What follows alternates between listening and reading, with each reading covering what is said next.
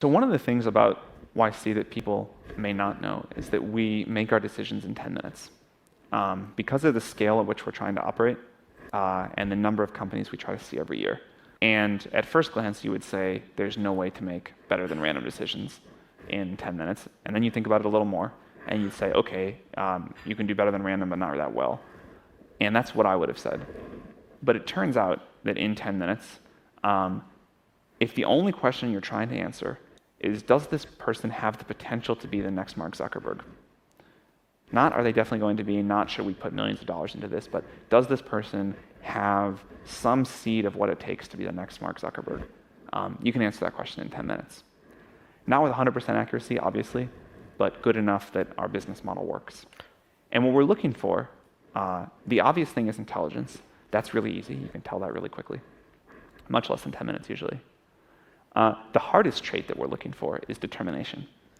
When we're really wrong one way or the other on a founder, it's because we were miscalibrated on how determined that founder seemed. And then there are a few other topics in the middle that we look at. Clarity of vision, communication skills, sort of non-obvious brilliance of the idea we look at very hard.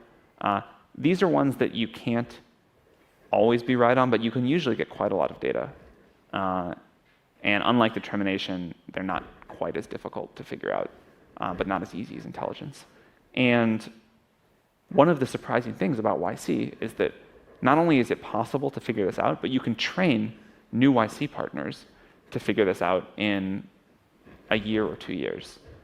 So it is not an incredibly difficult skill, which means that think how much better the world could get in general at identifying talent. Well, the amazing thing, at least last time you shared data with us, which is you haven't actually missed anybody. Like there's not a single person who's applied that's created $1 billion company in 10 years that you rejected. I'm sure at this point we've already rejected the person that will go on to create that just because we've scaled up so much. But we have not missed a lot, thankfully. This is absolutely amazing.